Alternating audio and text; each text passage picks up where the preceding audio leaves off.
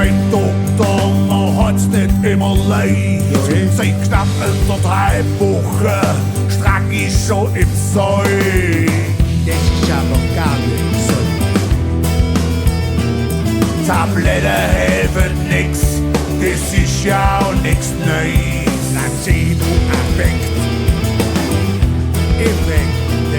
Man sollte nicht immer schaffen, Leute, ich sag's euch, die Hand im Greiz, die Hand im Greiz. Aua!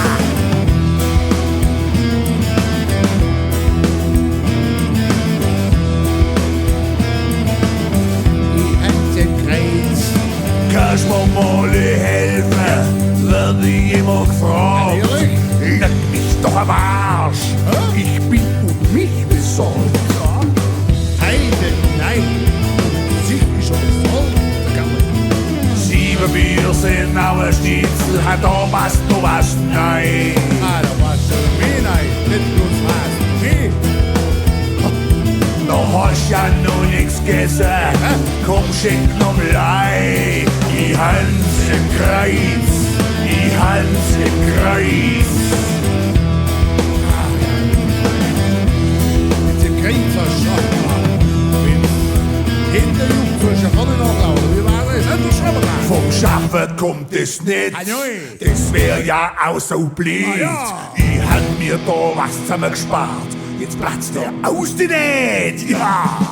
Was platzt aus die Näht? Das verstehe ich jetzt nicht ganz.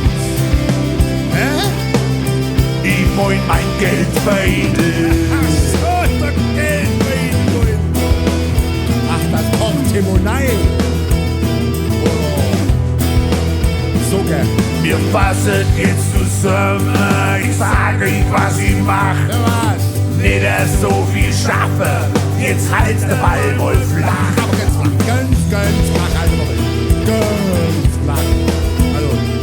Ein Vogel vom Schaffen ist gar nicht gesund. Das sieht auch scheiße aus, was Ding umgekriegt da. Ach, ich glaub, ich blieb. Aber der Renzer vom Saufen, prall und kugelrund. Die Hand im Greiz, die Hand im Greiz. Doch, werden du da Baby, hat der Spaß ein Loch, das macht doch Spaß mehr.